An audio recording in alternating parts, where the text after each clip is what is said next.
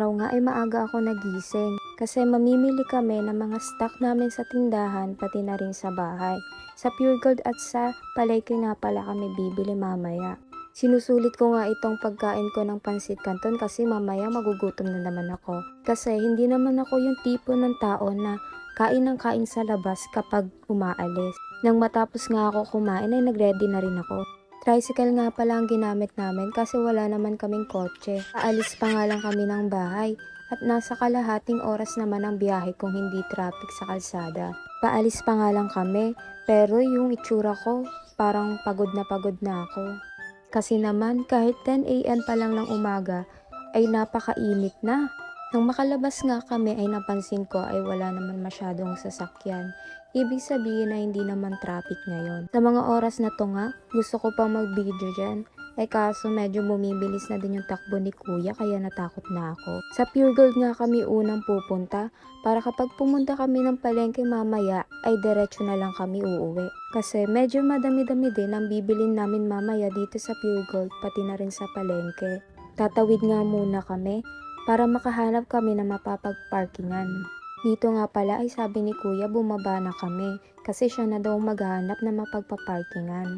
Kaya naman ay pumasok na kami sa Pure Gold. Nang makapasok nga ako sa Pure Gold ay tuwang-tuwa ako dahil sobrang lamig. Kasi nga napakainit sa labas. Napagdesisyonan ko na rin na kumuha ng cart para makapagsimula na kami kumuha ng mga kakailanganin namin. Syempre yung mga kailangan lang katulad nitong toothpaste, sabon at pati na rin itong mga noodles. Habang kinukuha nga nila yung mga kailangan namin ay napagdesisyonan ko na videohan naman yung sarili ko. Dito pa nga lang sa video na to ay halata na nagugutom na ako. Pero syempre hindi tayo magtuturo kasi hindi tayo ganon. Tinitignan ko nga lang din kung ano-ano yung mga kinukuha nila kasi sila yung nakakaalam kung ano yung mga kailangan sa tindahan pati sa bahay. Wala pa nga kalahating oras ay ganito na karami yung cart namin. Nang mabili na nga namin lahat ng kailangan ay pumila na din kami dito dahil sobrang haba na din ang pila. Naisipan din pala naming bumili nitong chicken skin. Nang matapos nga kami magbayad ay naisipan na din naming mag-withdraw kasi wala na kaming pambili pag pumunta kami sa palengke. Kasi pagkatapos naming mag-withdraw ay didiretso na rin kami sa palengke para maaga kami makauwi. Habang papunta pa nga lang kami sa palengke ay nararamdaman ko na yung tiyan ko na kumukulo. Kasi gutom na ang beshi nyo. Pero kaya ko pa naman tiisin kasi dun ako magaling. Nandito pa rin pala kami sa Tansa. Kasi bukod sa nandito na din yung Pure Gold, nandito na rin yung palengke nila. Nang makapasok nga kami sa palengke ay bumungad na agad sa amin yung mga itlog at mga soft drinks. Ang hanap nga namin dito ay bigas. Pero imbis bigas na magpakita sa akin ay alak yung nagpakita.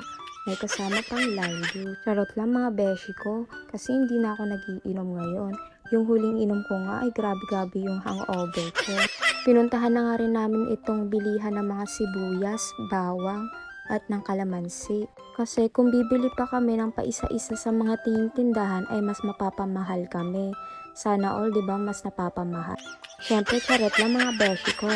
Nang mabili na nga namin lahat ng kailangan namin ay napagdesisyonan na naming umuwi dahil naabutan na nga kami ng ulan. Sa totoo nga lang ay kanina ko pa napapansin na madilim yung langit na kanina pa nagbabadya na uulan. Sana suportahan nyo itong mini vlog ko. Bye bye mga beshi ko!